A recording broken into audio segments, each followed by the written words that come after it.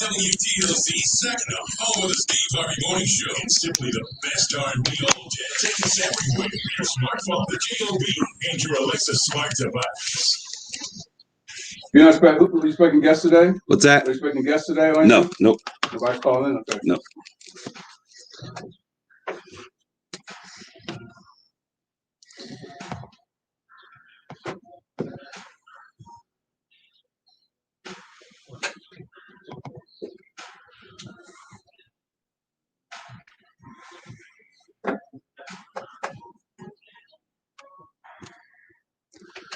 Well, good evening, Saginaw. This is Kareem Boyd, and you're tuned into another edition of Straight Talk.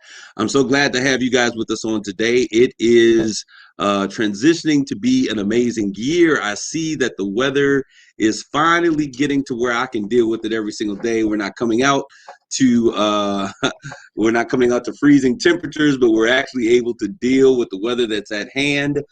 It is a sunny Sunday evening, and I'm glad to be here with you having another conversation that is sure to intrigue and to keep you informed. Today's conversation is we're going to talk about colorism on today, a topic that I think that is well overdue. We've kind of touched around it and not necessarily addressed it. But today we're going to take the time to go ahead and to address this particular conversation. So I want you guys to like, tag, and share. That's right. I see Yvonne Davis. That's right. Let's talk about it. Rebecca Townsend Garth.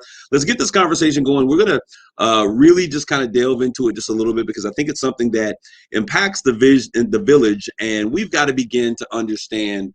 We spend a lot of time talking about racism, and we'll talk about the difference between racism and colorism. I'm in the studio today with my main man, the Rob Father. He is over there on the board for me. Rob, why don't you give a shout out to everybody? What's up, Saginaw? What's up, Straight Talk, everybody? Oh, he gave y'all the cool. What's up, Straight Talk? All right, so we're glad to have you guys out here. It's good to have you today on Rob. But let's get in here. Let's talk about what's on my mind. That's how we start off. Number one, my guy DMX. He passed away this weekend after a lifelong battle with drugs and addiction, and it was really sad. I've seen several different interviews. I read an interview actually once about DMX, and this is probably about 12 years ago, where he was talking about, that he had a call in his life, but he struggled with, his humanity and really trying to overcome the things such as addiction and the hate, misogyny. He had a hatred for, women based upon some things that grew up but he loved his wife and different things and his family. And so our hearts go out to his family who is dealing with the loss of him at this particular time. So shout out to my man, DMX. He will be forever remembered as he is one of those pioneers of the rap game. For those of you old heads who are in your late 30s, 40s, something, you would be able to understand and recognize his contribution. It's really interesting. I saw a picture with him and Aaliyah, who I think he did about 16 bars on her. If at first you don't succeed, and they showed them together. Both of them are no longer here. But hey, we're giving a shout out to him and his family and those who love great music. You're absolutely right. DMX, such a sad childhood. Mom left him at the group home after telling him they were just going to visit. That is a part of his story.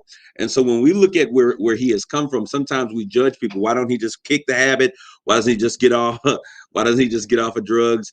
But we never know a person's backstory, and he has a very interesting story. They did a huge expose on him. I think it was one of King magazine way back in the day. I don't think King magazine even comes out anymore. So hearts and minds, rest in peace, DMX. We appreciate your contribution to music, and we pray for your family. We're going to continue on. COVID-19 Michigan has gone amok. It is running wild, and we need to really kind of lean in and pay attention. Our governor, it's funny because the Republican controlled Congress here basically stripped her of her powers. And there's some things that she can do through the Department of Health. However, she's made a request, and you know how requests are. People are going to ignore those requests just as soon as you make them. They're requests that we, stop the indoor dining, that we would stop the gathering of the young people, sports put on pause, all of those things. Now, track and field is something that is actually done outdoors. I guess it would be the traveling piece of it that might be the confusing component of that and how we would make that happen. But hey, it is where we are. Our numbers are crazy. They have been increasing every month. We are now at a second wave stage, almost where we were back in November when we were heading into the fall. And this is really kind of scary. We know that we have been doing a great job of vaccinations. But I tell you, that spring break period when all those students were going down south, we saw everybody wanted to go to Miami because they don't go. They had been locked down, bringing that virus back. We are now seeing that the UK variant is one of the highest. It is the leading variant, I guess, portion of this disease that is now in our communities. So let's lock down. Let's get this together. Let's lock down on our heads. Let's do what's right. Social distance. Let's wear masks. Get vaccinated. They're now pushing vaccinations for 16. Anyone 16 and older, you can get vaccinated. Pfizer just put in seeking authorization, emergency authorization for those from the ages of 12 to 16, increasing that population. And we just want to make sure that we do what's necessary. Now, the sad thing about this, and y'all know this, number 45, his tenure in office, he has been very successful at polarizing the country during the politics, making this about politics. And I sit there and I listen to some rants on people on social media, and sometimes I want to engage. And then I said, you know what, I'm going to do what my grandmother told me. You ignore ignorance. Let the ignorant be ignorant, as she would always say. So we want to make sure that we're listening to the truth and not being carried away by propaganda and lies. Funny thing is, this is a funny story. We're going to get to our topic on today. What's going on, Falon, my man, Falon Johnson out there, Deborah Miller, Millicent Bowen, all the way in El Paso, Texas. Jeffrey Bulls, my man, is out there. Great evening, everybody that's listening in. I was in a customer's house, a client's house, and they turned on Fox News, and I thought this was so funny. He's 90 years old. She's 87. Wonderful couple, white couple. Super duper, just beautiful couple, and they put on Fox News and they start saying, this is all just a hoax. They've been vaccinated, but they were talking about how it's all a hoax. The numbers aren't what they are. They're lying about what's going on. And I just sat there knowing and seeing folks that I know and love dying from COVID, and seeing what's going on. And I was sitting there listening to the misinformation that they were getting from Tucker Carlson, who is more political theater than he is necessarily giving real information and telling facts. But we need to make sure that we do what's necessary. That part of this fight is not going to ever leave. It's always going to be about politics, who's right, who's wrong, freedom of expression versus caring for our fellow man. So we got to deal with that and move forward. All right, let's get to this conversation real quick. But before, we got to talk about Derek Chauvin case. Oh my gosh. Rob, I want to ask you a question. Have you been keeping up with this particular part, the updates this past week? This is week number 2 that we've competed, but have you paid attention to the witnesses that took place this week? The coroners and the medical field. Medical examiners, right? Yes, I have as much as I could. What are your thoughts about that? They're telling the truth as they see it. At first, the first thought I had was maybe they're biased a little bit, and then I thought, no, what could they gain by being biased? In other words, just saying because I don't believe, or they don't believe that Officer Chauvin did what he was supposed to do in the correct way.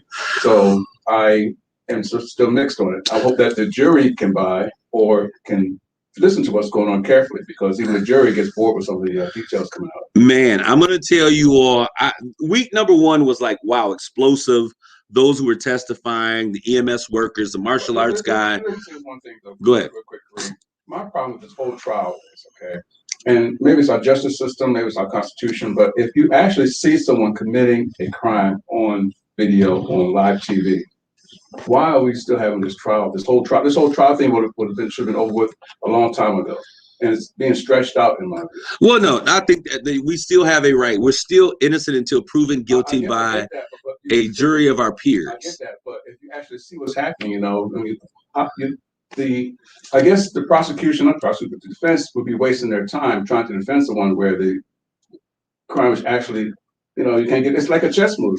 You're in checkmate. Well, this is the thing, and we've seen this so many times. People who are innocent have gone to jail. We've seen people who are guilty get free. As somebody say, O.J. Simpson and all of his other white counterfeit parts that have gone before him.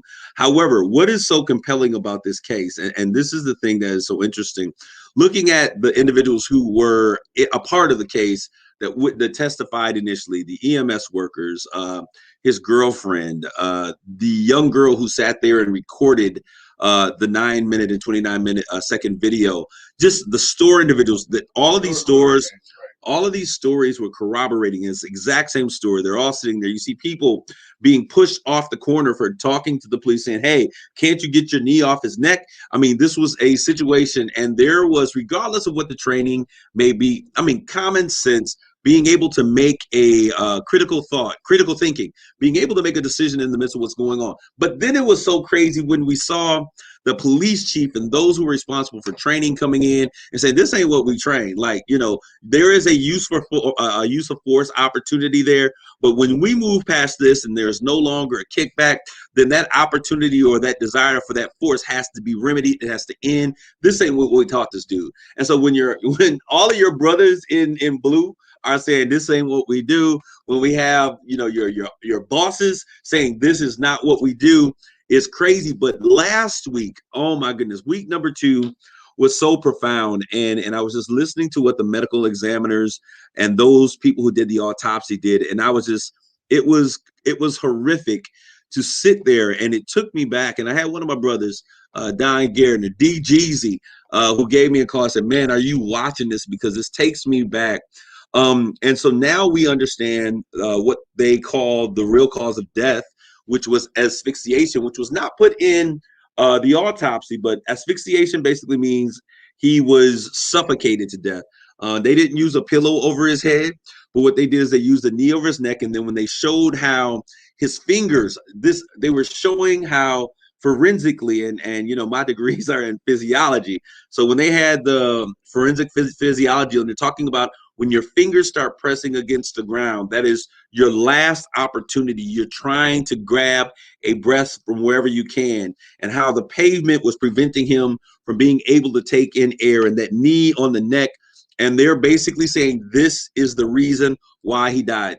Notwithstanding whatever he did before, it is what he is. If he had taken drugs, that is irrelevant, because he had taken drugs before, he had an overdose, he was yet living.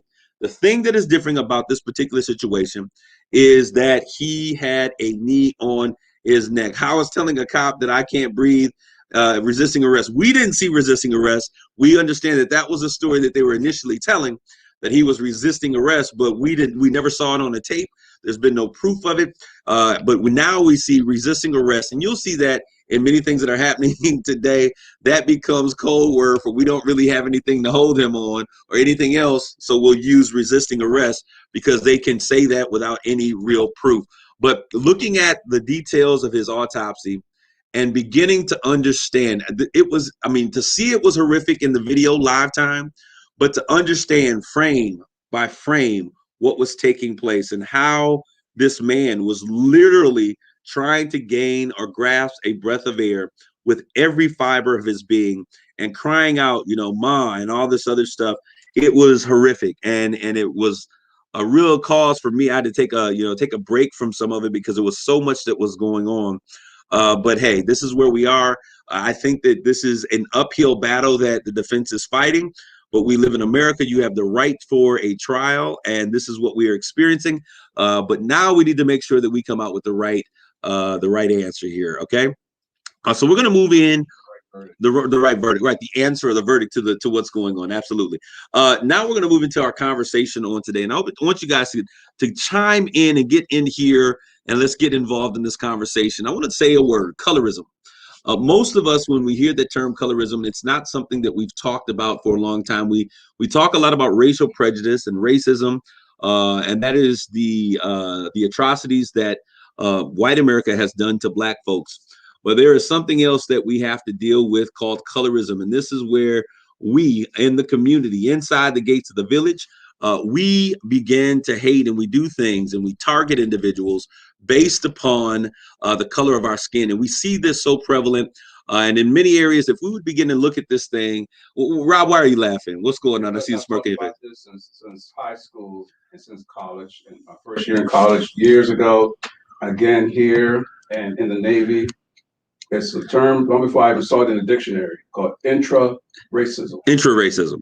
Or people can be intra-racist, and it's the thing of, well, light-skinned people are better than dark-skinned people.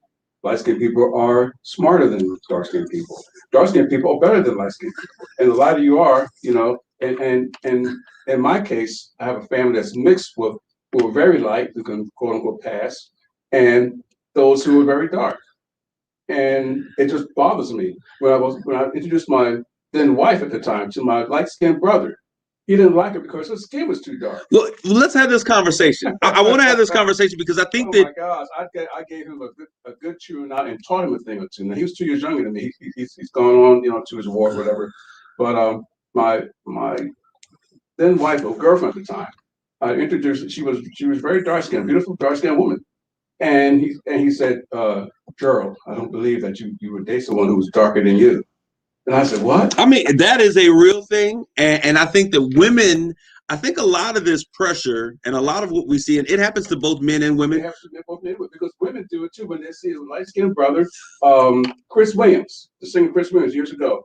Women doted on him because he was light-skinned, had quote-unquote nice hair, and talk about how having babies with him would have... Ain't nobody think about light-skinned Chris Williams. Y'all see them curls now? Years ago. This was the thing, Absolutely. So, Rob, let's get into it. We're going to go into it the way. Let me set it up, and then we'll get some input from this. Colorism, but I'm just saying it's racist to me.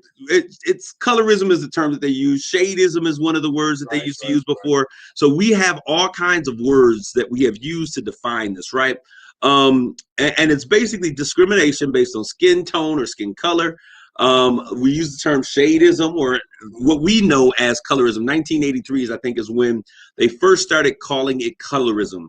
And it is a form of prejudice, I would say. Not necessarily racism, but it is a form of prejudice or discrimination in which people who share similar ethnicity traits or perceived race are treated differently based upon social implications, based upon how we feel and how we view about these things. Now, racism is typically, as I said before, is typically understood to be discrimination that is committed against people of different ethnicities, but colorism is what we are doing within the walls of the village. It is something that's proliferated, biases that are proliferated between members of our same group, okay? And so I want to have a real conversation. I don't know about y'all out there, all y'all dark-skinned folks out there. I know we've been waiting. I tell people all the time, this is the year of the dark skin. That light skin, and I'm gonna use the term quote unquote, and I don't mean nothing by it because my mama is light, bright, almost white. No, she's not that light. She is beautiful, fair-skinned woman. I'm a dark chocolate, but we have these distinctions within our community that I think are so important. Jeffrey Bush, colorism has historical roots, is connected to caste in many cultures. You're absolutely right, because what we see happening here, it is not just a phenomena that exists only in the United States. As a matter of fact, the world has these same types of implications. And use the term caste, Jeffrey, and in Asian Indian countries, there is a caste system, and C-A-S-T-E, right? And in those caste systems, I remember I was dating an Indian girl when I was at Michigan State, and her name was Perveen Seth, and she was a brown skinned Indian, but she was talking about how her family was from this particular sect and they didn't deal with this other sect. This sect tends to be, or this caste tends to be, a darker group of people. And I was like, dang, y'all doing the same thing that we're doing. But when we look at this, a lot of the heritage or the roots, the system, this is once again a system that has its foundation or its tentacles that is derived from white supremacy, and really it comes from slavery and how slavery. We look at slavery and we think about the fact that we were bound, that we were in bondage, that we were in chains, and now we're free, that is all that there was. But there was a whole proliferation of other things that impacted people of color because of slavery. And I said people of color because it's not just African descendants of slaves, it's not just black folk who suffer from this, but those who are mixed with other colors, those who are associated or closely identifiable with our dark skin tones, tend to deal with the same thing. All right, so we're going to get in here real quick. And I just want you all to understand they've done extensive research and have found extensive evidence of discrimination based upon the melanin in my skin. I'm gonna tell you right now, the reason why I love India Ari is because she is Black woman. She's dark skinned, beautiful dark skin, full nose, full lips, and she sings her truth. There's a song that she wrote, Brown Skin. What is wrong with the skin that we are in? But we've seen that discrimination exists from this type of thought process in the criminal justice system, in business, and economy, housing, healthcare, media, politics. Every area of life is found itself prey to the idea. Lighter skin tones are considered preferable in many countries. That's, like I said, around the world, and including in South Africa. There is something that is called, they're called coloreds, and coloreds are preferred in South Africa. They are the blended race, like we would call them mixed or biracial here. They're actually a race of people in South Africa called coloreds. Many people were having to wear passes or carry passes. Coloreds were given preferential treatment. And so we need to talk about these things. There was a child's nursery room, and I remember my grandmother saying something about this. So I looked it up because I could not remember exactly what it was. And my grandmother, who is, high cheekbones, very light skins, freckles, she had full lips, very narrow nose. She was beautiful woman. But I remember her sharing this with me. And she said it was a children's rhyme. So I looked it up again. And this was how colorism would play out in America. And just as Dr. Seuss took some of those things, his books, and there was this whole revival of like making sure we take those things out, Disney, that really kind of latently or under the cover teach racism, we have to begin to examine these things. So this particular rhyme, it says, if you're Black, stay back. If you're brown, stick around. If you're yellow, you're mellow. If you're white, you're all right. This was like a child's rhyme that people would often say. And we're going to talk about bleaching as well. You heard that as well? Okay, yeah, well, my grandmother was the one who said that this was something that they said. Well, that's exactly what she was saying. And so when I hear that, I'm just sitting there like, oh my goodness, this is crazy. And so let's talk about the origins of this whole idea of colorism, or it's not an idea, it is a reality. It is, well, I guess it's an ideological way of thinking. It's a way that we think. All right, so colorism was evolved largely, like we said, in terms of enslaving the people was common practice. Enslavers typically gave preferential treatment to people with fairer complexions. And y'all know how this story goes. Come on. There was a slave master who was white. He had a plantation full of dark melanin folks. Some of them had nice hip thighs, and they found our women attractive. And so they raped our women, and oftentimes did so in a way as something called breaking a buck. So they would attack the things that were most important to him. For y'all that are out there, I'm probably saying some stuff. Y'all know what I'm talking about. When we talk about bucks, we talk about them strong Black men who had some spirit of resistance.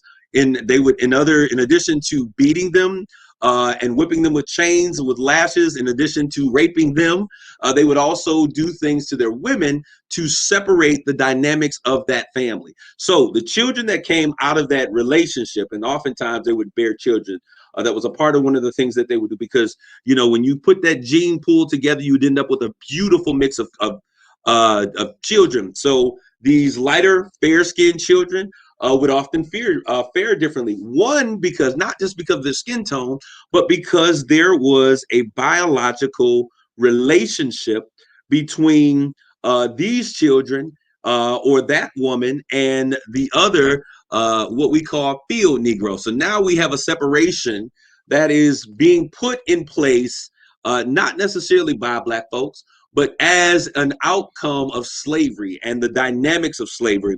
And so those slaves that were a part of the master's house would then be considered house Negroes. And if somebody get an education today, I appreciate it. It's interesting you mentioned, because today you're talking about this as a Black man, but many years ago, the late sportscaster Howard Cosell talked about the same thing and got fired for it, or at least he had some big heat about it. Well, I mean, timing is everything. I know. And so you can have a conference. History, your mother will remember this too, because we're in the same age group. She will remember that Howard Cosell, was dragged through the heat. But it's a true story. And there are some people, so timing is everything and context is very important. But when we look at that, so those fair-skinned folks, we now have terminology that we can relate to. We're considered house Negroes. Yvonne Daniels, I'm going to say what she says. She says, I was teased relentlessly when I was in high school because of my chocolate skin. Years later, the guys thought I was cute and you didn't know what to do with yourself. I wouldn't change my dark skin for anything in the world. Hey, Yvonne, we're going to talk about it because not only do you have dark skin, but you have what the proper term is, and she schooled me on this, is kinky hair or tightly curled. Your hair is not really kinky. You have used the natural juices and berries like we got from the motherland, put a little of that shea butter and some of those jojoba oil and coconut oil, and you have loosened the texture of your curls. And so you're right. Now this is a different day. We are now seeing a changing of our self-perception, and that is going to be key in this conversation. Now, since you talk about appreciation, Kareem, then why is it that so many dark-skinned women want to lighten their skin? Well, we're going to get to that. You're going to follow me. Take the lead. Let me take the lead, and you can follow in the steps, and I'll give you out because I definitely would like to have your opinion because I'm dark brown chocolate, and you one of them other colors. So we'll see. I'm messing with you. I'm caramel. Caramel, okay. If that's what you want to call it.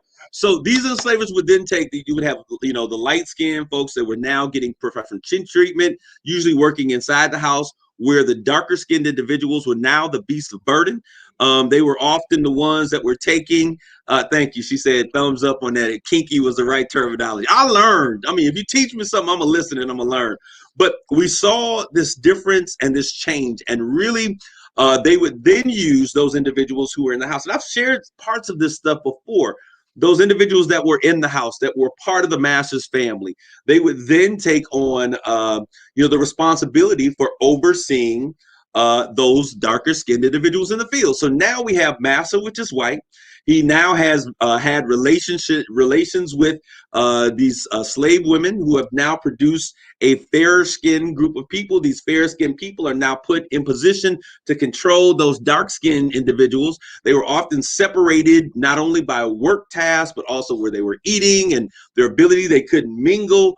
And so when we look at this, there was a institution that was being framed and a system of self-governance that was being put into place to think that the closer to white, the more power you got, the lighter you were, the better the job you had. And this was something that we saw continually going through. And as the sexual assaults continued on the plantation, we would see a greater rolling out of this type of things. Somebody said, all right, caramel's in the house. You are black. We all black. That's what we got to get to here. All right. So when we talk about how this was all operating, European colonialism has undoubtedly left a mark, not only in America, but on the world. And colorism is set to be a part of this whole European Asian construct that we see taking place around the world. So it's important for us to understand that now, when we look at colorism, it has some very meaningful impacts. But I want to turn the conversation real quick to television. Those who are out there, and this is stuff that growing up as kids, we never took into account. And this is why those subtle ways of pushing agendas and ideologies and platforms becomes so ingrained in who we are as individuals. I'm gonna say two names: Michael, Prince. You already know. There, in the 80s, it was the battle between Michael and Prince. And that's where we saw, Rob brought up the idea of Christopher Williams. There was Christopher Williams, Al B. Shore. There were no, all of these, Gregory Abbott, he comes in, light skin, curly hair, green eyes, Philip Michael Thomas. This was the 1980s, right? So there was this, and how did they get their jobs? How did they get their positioning? How were they able to get on the front of the videos and get the timing? We've got to understand that for a long period of time, African Americans, black folk, weren't even allowed to be on the covers of the music that they were creating. So there is a system that was at play that And Rob brought this up, and I want you guys to tune in tonight. Tonight's conversation on United Shades of Gray. And let me say this, because I think this is all apropos to what we're talking about. Shades of Gray on our sister station, WSGW 790 AM and 100.5 FM, 7 o'clock. And it comes on 7 o'clock. That means after tonight's show, WSGW, I'm on there. So it's on what, 100.5 and 100.5 FM, 790. All right. We had a conversation. Rob brought up he used the term they could pass. And so we had a conversation about the paper bag test. And many of you, I think that most blacks are aware of this, but if not, I should have brought in a paper bag. But if you remember the old school shopping bags, the paper bags, the fair skin brown paper bags, they would use that, and that was actually a test. And they would say that you could pass if you were fairer or lighter than the paper bag. And you could, that was how you got into certain social clubs. That was how certain opportunities were made available, because you could pass. If you were lighter than the paper bag, you were considered all right. If you were darker than the paper bag, then you were black. But see, there was this whole construct that was behind this, because it came up with the idea. And I said this I had this conversation. We had this conversation on WSGW, which is a predominantly white radio station.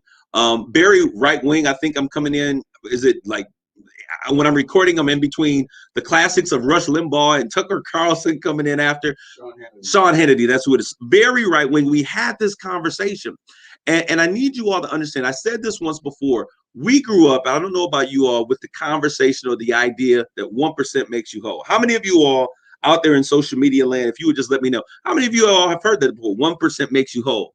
One drop, it makes you whole. All right. And that was how we viewed blackness. And many people viewed it that way, that if you had one drop of black, you were considered a black individual. That's how I was raised in my community. It was just something that was understood. Like, oh, well, I'm only 10% black, or I'm half. Well, you black. Because when you go out in the world, unless you are real fair skinned, you're going to get treated just like I am. So it doesn't make a difference. And so we were, yes, you've heard it. All right. You guys have heard this before. So, okay. Everyone's chiming in on social media. Yes, we've heard it. Yes, we've heard it. This is how we have constructed our identity based upon the things that we have been exposed to over the course of time. It's important for us to take a quick commercial break. When we come back, we'll get right back to this conversation on more of Straight Talk. We're going to talk about colorism. Stay tuned. Straight Talk with Kareem Bowen on KISS 107.1. You've been on the road for Y'all stay tuned. We're going to get right to you. 27 miles. I want you guys to get involved. Give me your comments. Let me know what's going on in your head. Well, we're going to talk about television. We're going to talk about how that impacts it. Starting with Martin and the Cosby shows. We're going to talk about a show called The Imitation of Life. We're going to get to it. Oh, good movie. Items on the $1, $2, $3 menu, like a McChicken, McDouble, or 4-piece McNuggets. Price and participation may vary. Cannot be combined with combo meal. What's that, Rob? I've seen that movie. Oh yeah, man. 11% off everything. Now at Menard. Yeah, that burned me up. I brought my girlfriend home. She became my wife. It was dark. Now what's crazy? She just said, "Girl, people call me girl. She's so dark." I said, Steve was real light. Oh, he was real light. I said, what's your problem? I didn't think he would date a dark-skinned woman. That's Oh my crazy. God. Because he was red bones, and all the girls fawned over him more than did me.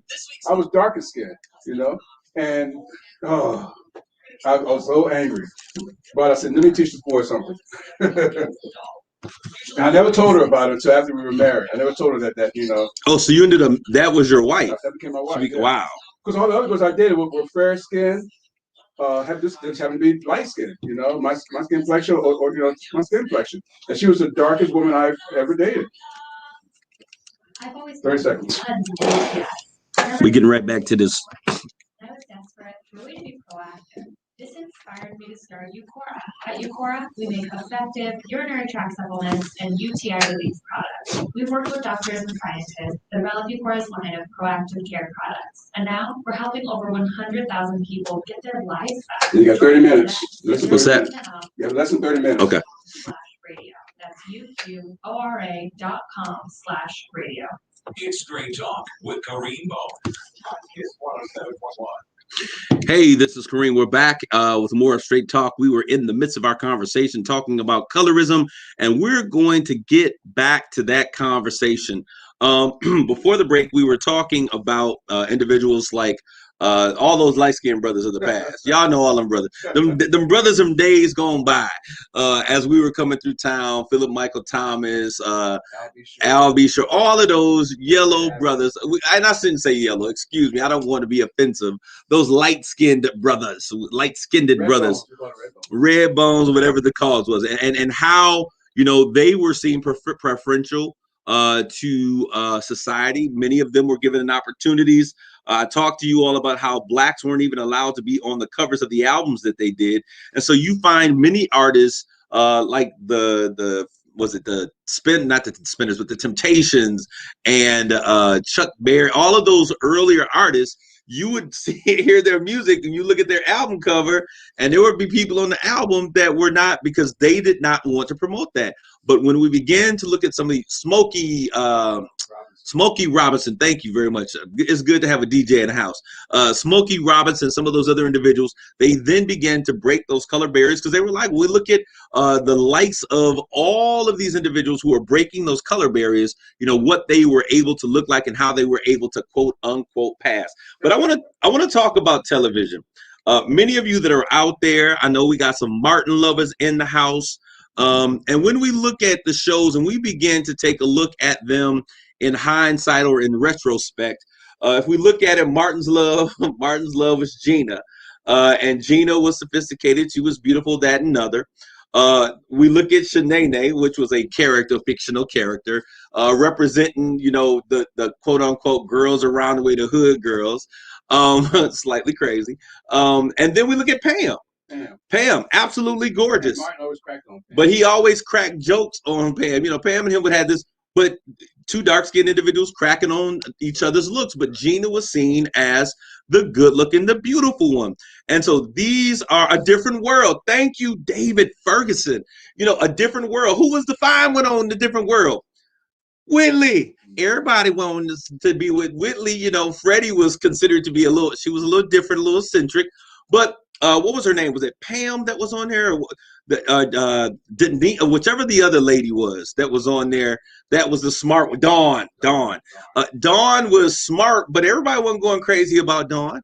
You know, so Whitley was a character that was beautiful. She was light-skinned. If you know, there's a lot of rapper songs from the 90s say, you know, 5'5" and brown eyes, you know, light-skinned, 5'5", brown eyes. You want long hair, light-skinned. And when we were kids growing up, I'm going to tell you, every single girl, Kim, yes, definitely. Kim was dark-skinned, smart, intelligent, but there was one man, the light-skinned brother, liked her. But she was not the one that everybody wanted to be. She was not the star of the show. She was not the beautiful one. And these are ways in which this conversation or these ideas of colorism begin to infiltrate how we see ourselves as a people. And I think that we have to begin to look at our personal perspectives of who we are as people. How do we identify? How do we view our black skin, our brown skin? And I'll tell you, and I'll be the first to say this, and you know, I think my mom maybe tuned into this conversation. I was thinking about how when I was going, every single girl that I dated was light skinned with long hair. That was my definition of beautiful. You know, and when I think about it, now I thought dark-skinned women were beautiful, but I never found myself dating one ever before. And so when I look at these things and we look at how, don't y'all laugh at me, people out there cracking up laughing, but when I looked at these types of things and I look at how media plays such an important role of how we define beauty, I look at the cover of the commercials, right? Our influence. You know, why is it a coincidence that every black man thinks that Halle Berry or America thinks that Halle Berry is the most beautiful woman in the world? Come on, y'all take off some of that makeup. Halle Berry looked like the girl that's around the corner. There is nothing more beautiful about Halle, but it is what the European standard of beauty is and how we have begun to adopt those things and made those things a part of how we self-interpret who we are and what is beautiful in our own communities. Coming to America, let's talk about it, because we just had a Coming to America part 2 and they brought that conversation up, but there is a real situation that we've got to look at. Now, this is an African country. We're talking about an African prince who leaves Africa to come and find his wife in America. Now, and I'm not trying to be deep, but I just want us to look at how subtly these things play out in our community. Okay, he has this, now, what was her name? Vanessa Bell. She bad in herself. She fine.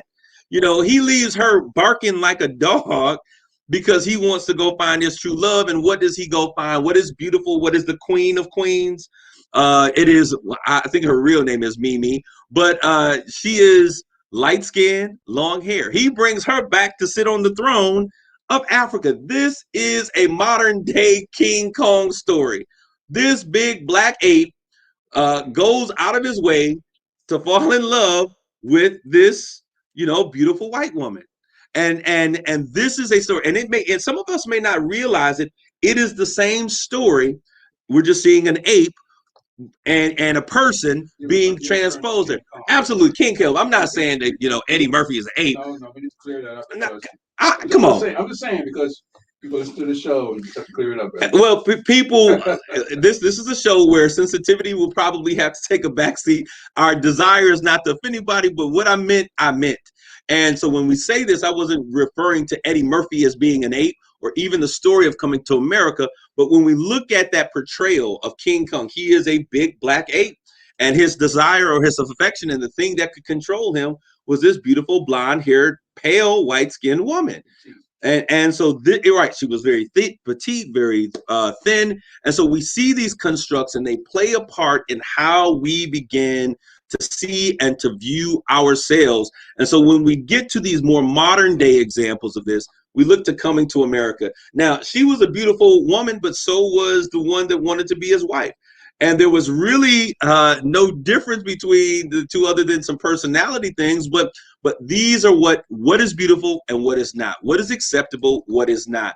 And we begin to do these things based upon this construct of colorism. Now, let's go. I don't know how many of you are out there, but those of you who are on social media that are listening, there was a movie, the 50s, like 1950 something.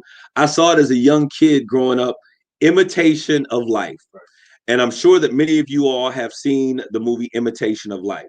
Now, Imitation of Life was about a young girl whose father was a white man and mother was a black woman who was a maid. And, the maid and this young biracial black girl, she became friends with the white owner or something of that nature, the white people that own the house. And she was raised, had every privilege that the white girl had. And eventually she saw that white was better. And because she was so fair, she began, yes, with Mahalia Jackson. That's what I was trying to figure out, who the black woman was in that movie. You're absolutely right. Mahalia Jackson. Thank you so much, David Ferguson, and Yvonne Daniels. But in this movie, we see that this young, she's had every opportunity. She has been raised in this house. Her mother's a maid, but the family that is the host family or the owners were very good friends. They had a daughter that was similar in age, and they were raised. So she was raised as a white woman and given every privilege that was available and afforded to her. It was an amazing movie. But what had taken place in this movie is that she saw the benefit of, and I'll say it, her light skin privilege. We often talk about a white skin privilege, but she saw the privilege of her light skin privilege. And so she began to think, I get treated one way because I'm light, and I can see how my mother gets treated another way. I'm afforded a great education and an opportunity to travel and to go into places that my mother is not allowed to go in. And so she began to despise not only her ethnicity, but also her mother. And the movie, it follows along the lines where she begins to separate herself and to take on the house owners or the person that her mom was working for as her mother identity. And she really separated herself from her mother. And so she goes out and she becomes, I think Lana Turner was in this one, Lana Turner. She goes out, beautiful woman, absolutely drop dead gorgeous. She goes out, she becomes like a pinup girl, and she does television and she becomes successful. But the only time that she would communicate, her mother couldn't call her. The only time she would communicate with her mother is when she could do so in secret. And what she didn't realize, and for those of you, you got to see the movie. I can tell you the story, but when you see the movie, you'd be like, oh my goodness. The premise of the story is she saw the privilege that she had because she could, quote unquote, pass. And so she was willing to forsake her mother for the benefit of not wanting to have to go through the struggle of dealing with what it means to be Black in your skin.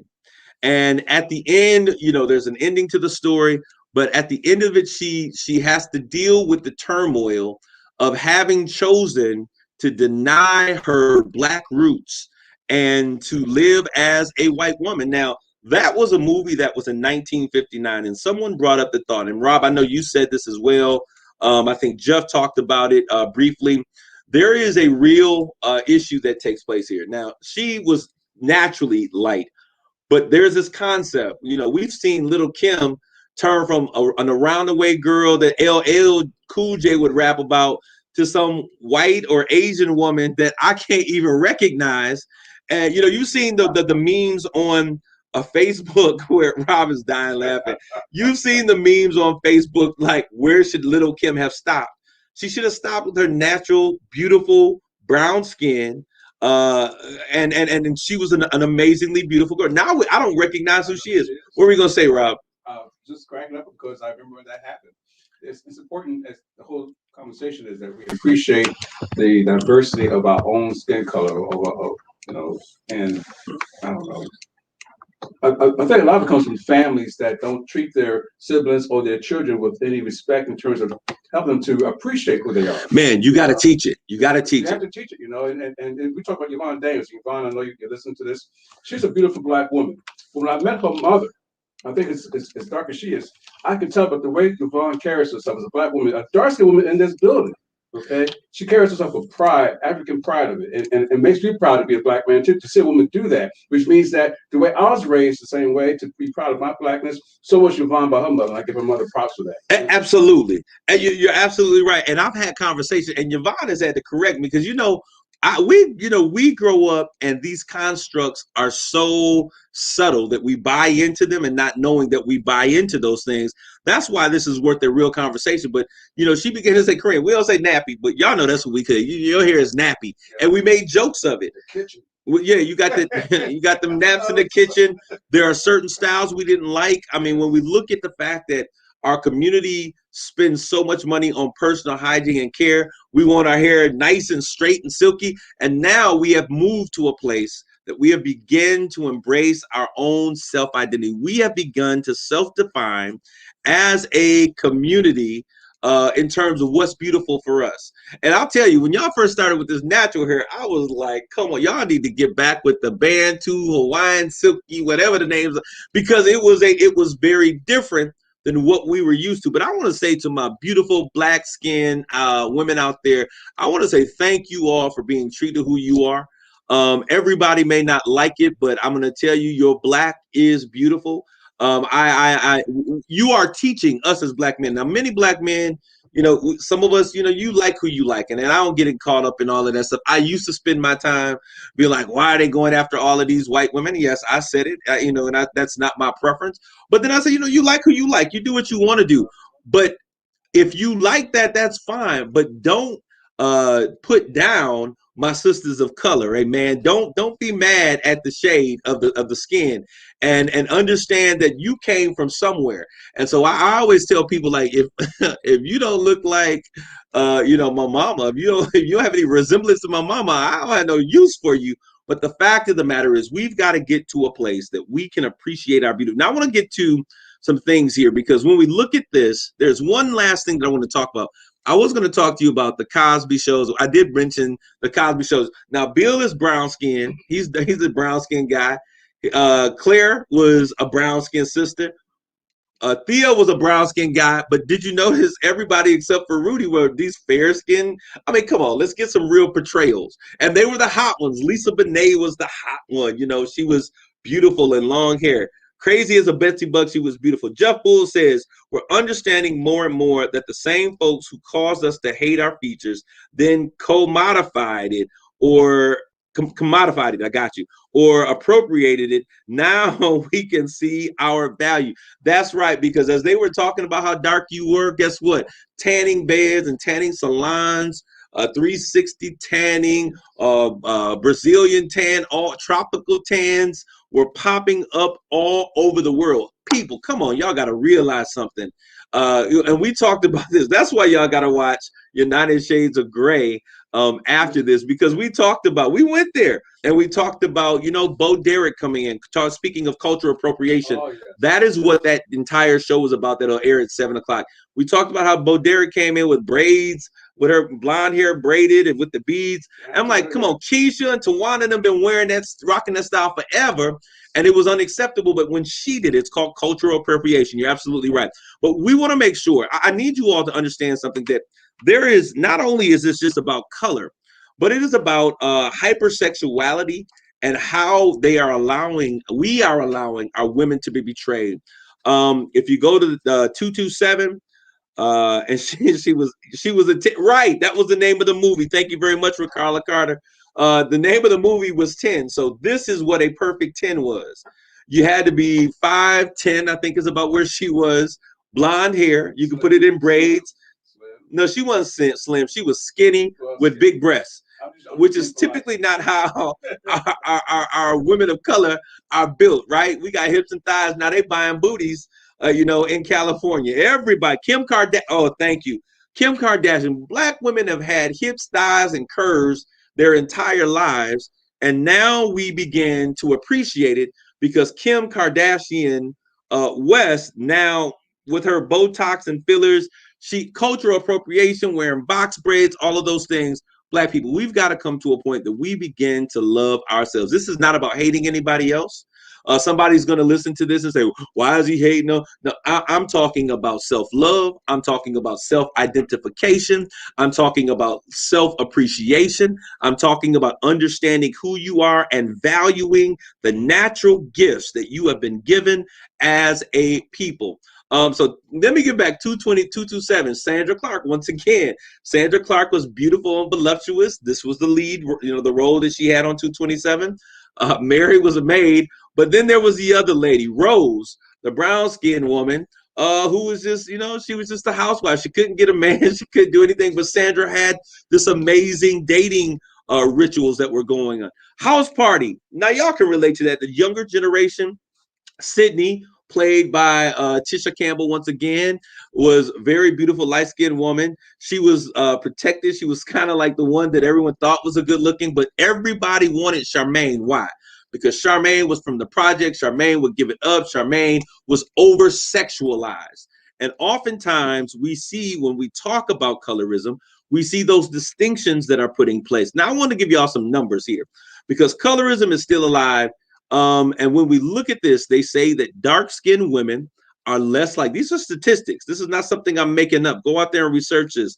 Dark-skinned women are less likely to be married than lighter-skinned women. We see this in a pay gap. There is a pay gap, a difference in pay between dark-skinned and light-skinned men that mirrors the difference between black men and white men. So these things, dark-skinned individuals, when they go to the principal's office, are more likely, we're going to get to do the right thing. Dark-skinned men are more often, or children are more often suspended than light-skinned. These are things that as they began to research this, we view it differently. A light-skinned man is less aggressive than a big dark-skinned man is. That is the perception. And so we allow these things. So we've got to begin to dismantle these things. Yeah, do the right thing. School days. We're talking about colorism, but, we took school days in doing the button. It was fun. It was EU. It was a time when we were celebrating Greeks, the fraternity systems and all those things. But when we look at it, it was also a real life depiction of colorism. There were the light-skinned, beautiful girls, and there were the dark-skinned girls, and there was the light-skinned brothers and dark-skins. Even when you begin to look at our Greek system, we have put like identifications as to what an AKA is. You know, an AKA looks like this. A delta looks like this. Z5B, and I'm telling you, I'm not going to say what they are because y'all know exactly like I know. If you've been on a college campus, you could look at a girl like, oh, she's an Aka. Oh, she looked more like a delta. Why did we put those? Oh, you a Sigma. Oh, you a Kappa. You a pretty boy. And these things are lines, wannabes and jigaboos. She's talking about school days. But we saw in school days this whole construct of colorism paid up. Wannabes. What were the wannabes? They were the ones that wanted to pass the paper brown test. We talked about that earlier. Who were the jigaboos? The jigaboos were the ones who were dark skinned and had no chance. Jigaboo was the name that they used for black folks. Porch monkeys, jigaboos. Made them so they were less intelligent. Absolutely. The ones who were better were highly intelligent. Like we talk about was it Living Color? No, the other company you mentioned earlier. With Whitley. Right.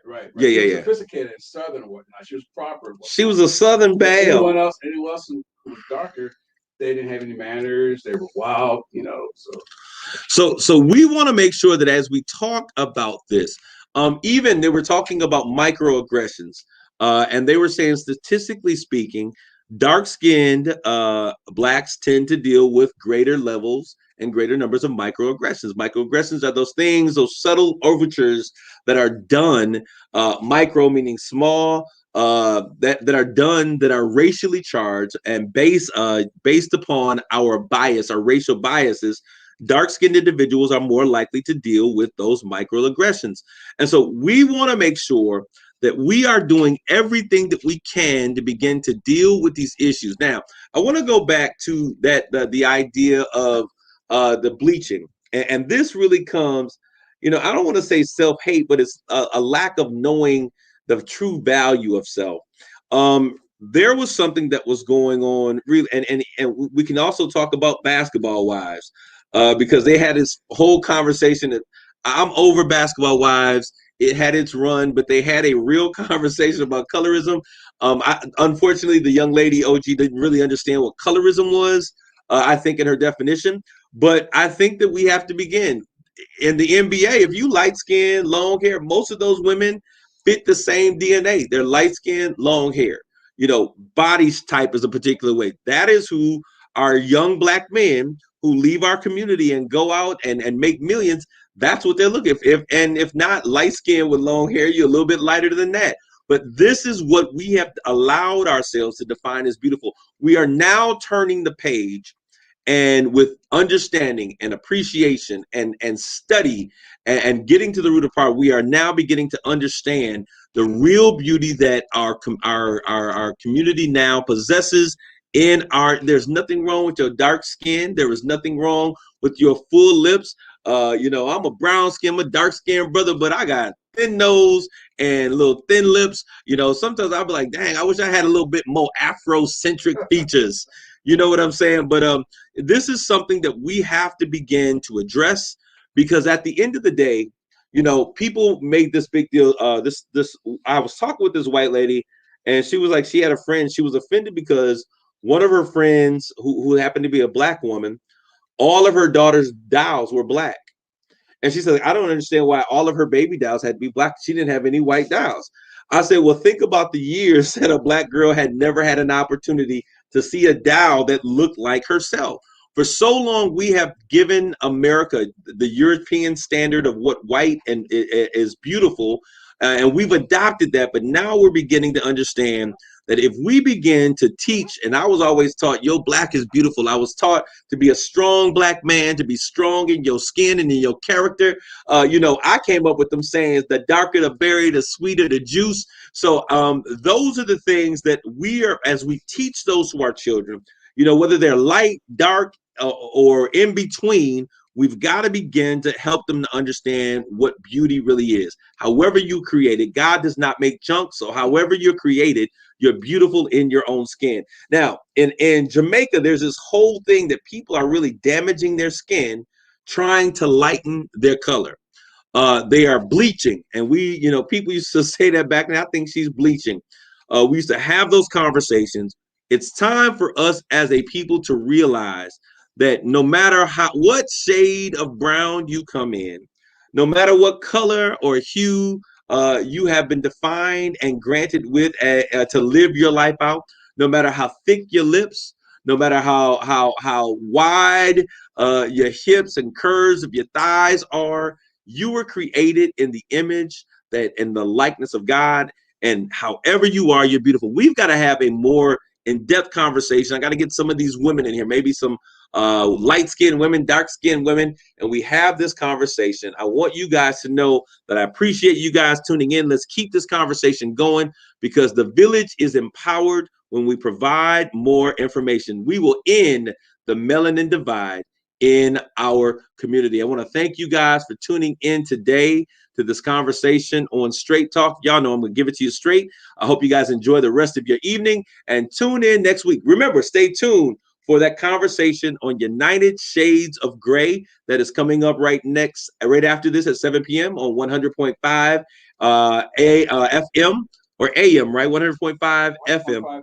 and 790 AM. Stick tuned. Thank you guys for tuning in today. We're going to have more conversations as we stick to it. Take care of yourselves and each other. Grace and peace.